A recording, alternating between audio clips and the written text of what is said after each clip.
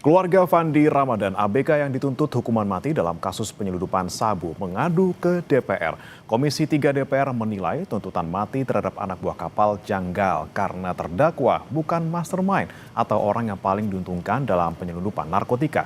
Lantas apa yang menjadi pertimbangan jaksa memberikan tuntutan hukuman mati terhadap Fandi dan apakah kasus ini akan berakhir adil? Kita akan bahas bersama dengan mantan Kapus Penkum Kejagung, Jasman Panjaitan, dan juga pakar hukum pidana Universitas Tarumanegara, Heri Firmansyah. Selamat pagi Pak Heri, Pak Jasman. Pagi, Mas.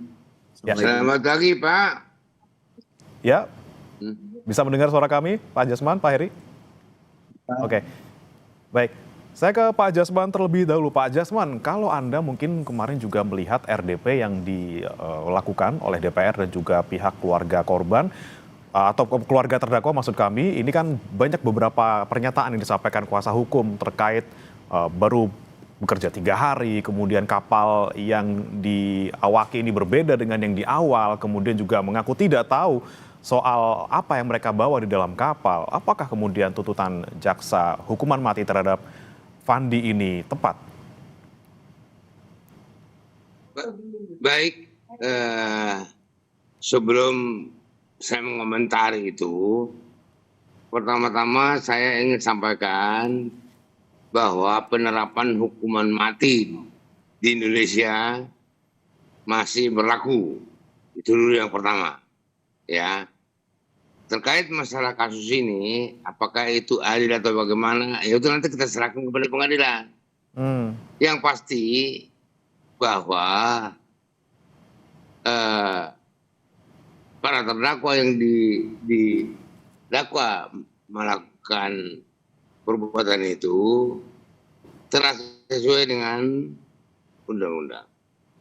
Karena juga tolong dipahami bahwa untuk tuntutan hukuman mati seperti ini itu pasti sampai ke pimpinan di Kejaksaan Agung. Minimal Jampidum harus tahu itu. Dan saya kira ini juga biasanya sesuai dengan mekanisme yang ada di kejaksaan itu selalu melalui proses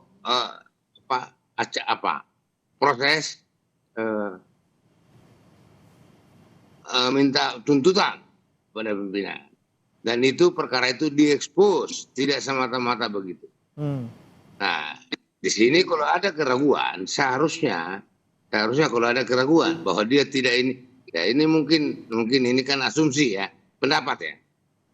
Jadi kita juga tolong juga melihat kasus ini dari sisi positif ya, bahwa Kejaksaan Agung dalam hal ini jaksa atau penuntut umum di Batam itu sudah melakukan penuntutan secara benar sesuai dengan undang-undang. Soal penerapan hukuman mati, bahwa itu juga betul apa yang dikatakan oleh Ketua Komisi 3, bahwa itu adalah alternatif sekarang. Berdasarkan peraturan hukum acara pidana, bahwa hukuman mati bukan lagi pidana pokok di Indonesia. Jadi nggak perlu kita terlalu ya menangkap ini dengan kepala panas ya. Kita lihat aja dulu. Baik. Itu salah satu komentar saya. Komentar saya juga yang ini mengenai penuntut umum yang langsung kebakaran jenggot karena dia menuding bahwa masyarakat dan anggota DPR intervensi. Salah, itu nggak benar, itu bukan seorang public speaker yang baik gitu ya. Itu memang perlu ditegur itu tapi soal tuntutan ini saya kira sudah sesuai. Jadi kalau soal intervensi ini Pak, tidak setuju Pak Jasman? Ya, harusnya tidak begitu cara menjawabnya. Seorang public speaker, dan itu salah satu tugas dan tanggung jawab saya kalau ngajar di Baliklah. Saya ngajar public speaking di desa. Saya tidak pernah ajarkan seperti itu dan tidak boleh menantang begitu. Ya udah. Oke. Apa aja. Baik. Normatif aja gitu jawabannya. Gitu. Baik, kemudian Pak Jasman yang menjadi pertanyaan juga ini kan memang hukuman mati masih berlaku tapi kemudian dilakukan ataupun diterapkan secara selektif dan juga ini adalah upaya terakhir ataupun alternatif seperti itu. Nah kalau Anda melihat perjalanan kasus dari ABK ini yang kemudian akhirnya dituntut mati, melihat kemudian pengakuan dari terdakwa yang mengaku tidak tahu apa yang dibawa gitu, apakah kemudian ini tepat apalagi sekarang yang punya kapal ini belum tertangkap gitu pelaku utamanya? Ya, itulah mungkin yang bisa menjadi catatan kita, gitu. Ya, tapi yang penting tadi, yang pasti tadi bahwa itu penerapan hukuman mati itu seperti yang saya katakan tadi masih berlaku di Indonesia. Nah, ini yang nanti kalau misalnya itu dieksaminasi perkaranya, nah, dan saya yakin seperti tadi saya sampaikan, ini ada proses ekspos. Ekspos ini pasti ekspos di Kejari Batam, ekspos di Kejati Riau, terus di Kejati, terus ekspos di Kejaksaan Agung. Pasti itu. Nah, pasti itu semua dilalui. Jadi tolong kita saling percaya. Percaya. Baik, baik. Nah, itu tuh. Baik. Jadi soal nantinya, ya tuntutan mati itu tuh nggak gampang Pak, nggak gampang. Ya. Oke, baik. Saya ke Pak Heri. Pak Heri, kalau Anda melihat juga perjalanan kasus dari ABK Fandi ini, kemudian kemarin juga kita dengar bersama-sama mungkin ya RDP bersama dengan kuasa hukum keluarga korban, keluarga terdakwa. Bagaimana kemudian Anda melihat kemarin yang disampaikan oleh kuasa hukum banyak kejanggalan-kejanggalan yang kemudian disampaikan dan menilainya ya jangan tuntutan mati dong, ini kan pelaku utamanya belum tertangkap gitu. Baik, suara saya terdengar ya? Ya, terdengar Pak Heri. Ya bagaimanapun kita nggak tahu fakta hukum di persidangan kemarin ya, karena tidak tersampaikan lewat media secara detail informasinya. Yang paling penting adalah dalam suatu persidangan itu adalah mengurai fakta-fakta hukumnya. Kemudian pendekatan fakta hukum itu akan dijawab lewat teori hukum misalnya, atau asas hukum yang ada. Kalau tadi ingin membantah tentunya menggunakan asas hukum Hinstaf Sonderschuld misalnya tidak pidana tanpa kesalahan karena dianggap dia tidak tahu gitu ya barang yang dibawa itu adalah narkoba, atau bicara tentang hukum yang lain misalnya ada teori will and advertence, teori dia berkehendak mengetahui tadi sehingga dengan itu dia bisa dipidana. Nah itu kan dasar dalam konteks teori yang dikaitkan dengan fakta. Nah yang penting adalah bahwa ada undang-undang lain yang harus digunakan untuk melihat kasus ini secara menyeluruh. Karena ini kan terjadinya dalam konteks berlayar ya di laut. Maka undang pelayaran pun menjadi penting untuk diteliti di sini. Bagaimana adanya pertanggungjawaban pidana itu tidak melekat pada seorang nakoda. Dalam hukum pidana ada istilahnya delik propria. Propria itu dia menyangkut pada status atau jabatan khusus tertentu. Nah salah satunya adalah nakoda misalnya. Agar kita bisa melihat bahwa siapa sih yang sebenarnya punya tanggung jawab yang besar dan mengetahui punya kehendak dan tanggung jawab yang tentunya diatur secara limitatif ya dalam suatu aturan undang-undang tadi, yang dia sebenarnya punya peran besar untuk barang itu naik, keluar ataupun berhentinya kapal, itu kan bagian dari mekanisme pelayaran yang perlu dipahami juga. Nah, kita tidak mengetahui apakah kemarin dalam upaya jawab-menjawab ataupun membuktikan itu teman-teman penasihat hukum juga concern terhadap isu-isu tadi begitu ya, kemudian menghadirkan saksi yang relevan. Kalau kemarin disampaikan hanya mendasarkan pada konfirmasi dari yang langsung ya, dan atau yang mengatakan memang ada konfirmasi dari si Fandi terkait dengan isi muatan dari kapal tersebut apa. Nah ini kan kemudian dikonstruksi bahwa Fandi itu sebenarnya dia tidak mengetahui apa isi dari tersebut. Ya. Mungkin kalau dia tahu dia nggak akan melakukan. Sedangkan versi dari teman-teman kejaksaan ini dia mendapatkan upah gitu ya. Kemudian dia melakukan bongkar muat itu tidak tempat semestinya. Harusnya kan misalnya di pelabuhan, ya kan? Itu pun pelabuhan yang harusnya tercatat secara resmi untuk turun muat suatu muatan tadi. Ini sedang di tengah-tengah laut. kemudian melepaskan bendera kapal. Ini pelanggaran-pelanggaran yang mengerucut pada asumsi dugaan dia juga mengetahui tindak pidananya. Nah, yang menjadi kita sekarang ini kan sudah mengkerucut pada ujungnya acara putusan ya Mas ya. Dan ini sudah pada ending akhirnya. Masalahnya ketika kasus ini diangkat dan nanti rekomendasinya dari teman-teman yang di pihaknya Mas Sandi, ini kan teman DPR memanggil penyidik, memanggil penuntut umum. Yang saya khawatirkan adalah ini bukan masalah intervensi ya, tapi kita mulai berpikir secara kritis, apakah begini cara mengkoreksinya dengan memanggil tadi, kemudian apa hasil akhirnya yang nanti akan diharapkan. Apakah kemudian diikuti membuktikan lagi di Komisi 3 nanti atau seperti apa? Nah, saya sependapat bahwa peran DPR dalam Komisi 3 ya yang dilakukan oleh teman-teman DPR untuk mengawal kasus untuk menghasilkan atau menciptakan keadilan secara bagi mereka yang mencari keadilan. Tapi dalam perspektif bahwa kemudian ini mengkoreksi sistem pidana, kemudian ada bukti kan lagi sistem gelar perkara dan lain sebagainya. Nah ini yang saya khawatir kemudian mengganggu tatanan hukum acara pidana kita secara keseluruhan. Dan tentunya perkara-perkara yang akan muncul yang demand-nya, permintaannya sama, yaitu dapat semacam ini untuk dan terhadap trust hukum kita juga semakin sulit diselamatkan.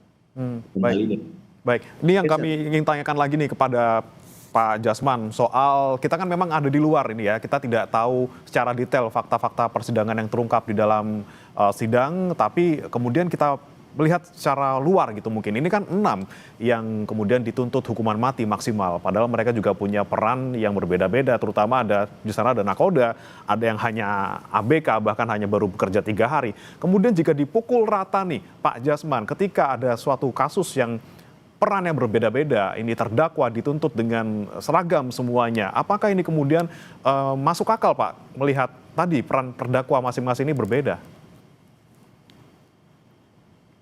Ya, baik. Jadi ini kan tuntutannya ada sebelum menuntut itu kan dilihat ada suatu kerjasama yang erat di antara pelaku. Jadi pasti ada kerjasama yang erat. Itu itu harus terungkap. Tidak pertama di dalam berkas penyidik Polri harus juga mengungkapkan itu. Dan itu diyakini oleh jaksa, maka jaksa mengajukan tuntutan hukuman mati. Tadi kan sudah disebutkan oleh Kapuspen bahwa barang buktinya itu kan 2 ton, gak tanggung-tanggung itu. Dan coba kita berpikir sebaliknya, bagaimana kalau itu berhasil? Berapa banyak masyarakat Indonesia yang hancur gara-gara 2 ton barang itu? Jadi kita juga jangan terlalu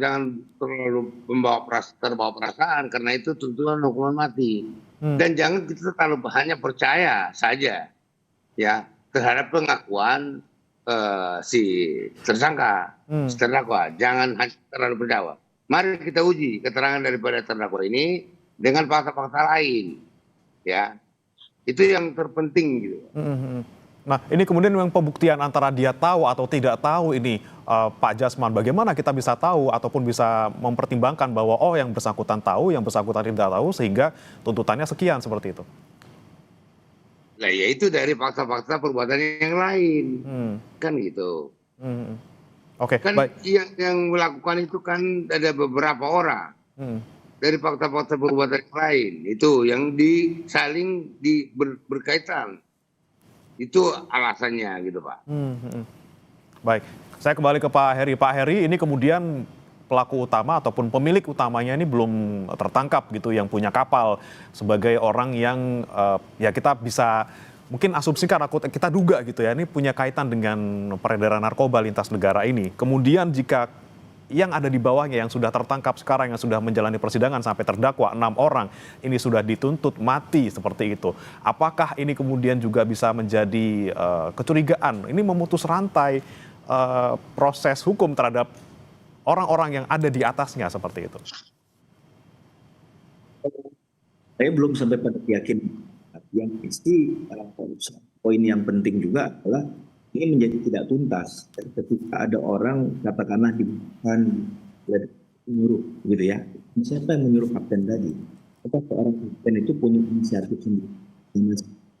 Padahal kalau kita kalkulasikan secara uang itu nilainya kan gitu kan, hasil dari 2 ton sabu tadi atau 2 ton narkoba tadi, ini kan sesuatu yang nggak mungkin dilaksanakan oleh kapten kapal. Berarti kan ada pelaku lain yang sebenarnya perannya jauh lebih besar dan itu yang pemainnya. Ada juga, tapi ada cerita ini, ibaratnya film, pembuat pentingnya, jadi sutradaranya. Nah ini yang harusnya diungkap. Jalinan ceritanya menjadi untuk ada keadilan ketika seseorang itu kemudian dikenai pidana. Dasar tadi bahwa ya ada kausalitas tadi kan, hukum itu muncul di sana. Melakukan apa dengan dasar itu dia bertanggung jawab. Nah dalam banyak perkara narkoba, pemberantasan dan penegakan hukum narkotika ini kita sesal eksekutor lapangan, para pelaku lapangannya tertangkap begitu ya, istilahnya dalam tanda petik itu, tapi mereka yang sebenarnya harusnya tidak lepas dari tanggung jawab hukum sesuai dengan asas legalitas itu malah tidak pernah tersentuh. Kan kita nggak tahu orang itu benar ada namanya itu apa enggak juga kita nggak tahu. Nah, ini kan jadi sangat serius. Munculnya kasus Pandi ini memperlihatkan kepada banyak hal-hal yang perlu diperbaiki di negara, khususnya di tindak pidana narkotika. Oke, baik. Saya kembali ke Pak Jasman. Pak Jasman, mungkin kita kemarin kembali ulas itu yang disampaikan oleh kuasa hukum dari terdakwa ini, Hotman Paris, yang menyampaikan ada kejanggalan di mana yang bersangkutan ini awalnya kan harusnya naiknya kapal Northway gitu, North Star maksud kami. Kemudian diinapkan dulu 10 hari karena kapal yang North Star ini tidak ada gitu atau belum ada. Kemudian ada kapal baru namanya Sea Dragon. Nah, ketika melihat ada kejanggalan ataupun fakta seperti itu, bisa nggak kita melihat bahwa Fandi ini tidak sebetulnya salah loh. Dia juga sebagai orang yang dalam tanda kutip ini diduga menjadi korban juga dari pemain yang lebih besar seperti itu. Ya. Jadi apa yang disampaikan oleh ini yang disampaikan itu kan pendapat Pak, penilaian. Gitu. Jadi tidak salah sih orang menilai gitu ya, silakan aja. Cuma sekarang kita selaku masyarakat menilai apakah jaksa salah, kan itu jadi persoalan. Kalau saya itu apakah di sini ada jaksa yang salah? Saya katakan tidak. Kenapa? Karena itu sudah melalui prosedur. Saya tadi sudah katakan bahwa setiap tuntutan hukuman mati itu harus ada persetujuan Jampidum atau bahkan Jaksa Agung. Itu karena Jaksa Agung itu sebagai dominis litis, ya. Jadi tidak salah. Soal ada perbedaan pendapat bahwa ini kan udah begini, ini begini, termasuk Hotman Paris, silakan aja. Ya, sudut pandang pengacara kan beda dengan sudut pandang jaksa. Nah, ini yang jadi kita jangan membuat gaduh penegakan hukum ini gitu loh. Itu ya silakan aja berpendapat, tapi pendapatnya itu penilaian. Ya, semua itu penilaian. Jadi baik. Nanti kita serahkan aja ke Badan Peradilan. Itu Pak, siap. Nah, kemudian kalau misalnya ada pendapat berbeda atau mungkin ada istilahnya dorongan untuk bisa mengevaluasi ataupun melihat persidangan ini lebih jelas, apakah perlu eksaminasi nih Pak Heri? Karena ada dorongan juga dari Komisi 3 bahwa perlu nih ada eksaminasi oleh Kejaksaan Agung. Padahal kita tahu sendiri nih ada agendanya untuk vonisnya ini tanggal 5 Maret, sekarang sudah tanggal 27 seperti itu. Kira-kira mungkin nggak kalau kita ajukan eksaminasi gitu? Ya. Masalah limitasi itu juga perlu diperhatikan. Ya, itu memang salah, itu mekanisme yang benar. Di kejaksaan itu kalau ada seperti itu, ya jaksanya dan kejarinya itu dieksaminasi. Itu. Baik, kalau menurut Pak Heri gimana Pak? Seperti yang saya bilang tadi, bukan hanya jaksanya lagi. Ya. Karena semua udah pada setuju itu. Baik, Pak Heri, kalau menurut Anda bagaimana soal eksaminasi yang mungkin mepet waktunya karena vonisnya nanti tanggal 5 Maret? Ya, kalau kita bersandar pada keadilan dan ingin mendapatkan substantif, sah-sah saja. Menurut saya nggak ada pelanggaran terhadap hal itu ya, karena nggak inti kalau orang hukum itu kan bicara adalah nggak dia berupa perintah nggak, atau dia boleh atau enggak, gitu kan? Kalau boleh saja kan berarti bisa dilakukan. Tinggal bagaimana hakim nanti ya terhadap hal itu. Dan ini kan harus ada kebesaran juga dari teman-teman kejaksaan kan untuk melakukan hal. Menurut mereka melakukan prosedurnya secara tepat begitu ya, secara proporsional, profesional. Kemudian ada indikasi dari katakanlah Mas Fandi ya, menyatakan bahwa dia sebenarnya tidak bersalah dalam kasus ini. Yang kita sayangkan ini udah mau di ujung nih. Kalau di perubahan nanti seperti apa begitu penyesuaiannya. Dan itu bisa jadi role model baru bagi banyak perkara. Dan apalagi untuk perkara-perkara tindak pidana narkotika, korupsi, terorisme misalnya, kemudian itu dipakai dengan cara yang aman gitu. Sehingga harus ada kehati-hatian dalam penggunaan mekanisme tadi, dan kemudian arahnya secara objektif untuk apa. Kalau memang untuk keadilan, itu memang untuk keadilan tanpa hal-hal yang lain dan bisa dipertanggungjawabkan secara hukum ya sah-sah saja, monggo-monggo saja dilakukan. Tapi ya ini hanya untuk case tertentu saja. Ke depan ketika ada yang meminta tidak diberikan. Nah, ini kan masalah nanti menurut saya. Jadi pemberian hak hukum itu harus bicara tentang konsepnya adalah equality, kesetaraan untuk semua gitu ya. Kan hanya untuk saja gitu. Oke, tentunya bagaimanapun dinamika yang terjadi di proses peradilan ABK ini, kita harapkan nanti kasusnya berakhir adil. Terima kasih Pak Jasman Panjaitan, Kapus Penkum Kejagung 2019-2010 dari Kejagung. Kemudian ada juga Pak Heri Firmansyah, pakar hukum pidana dari Universitas Tarumanegara sudah bergabung bersama kami di Sapa Indonesia Pagi. Selamat pagi. Kami akan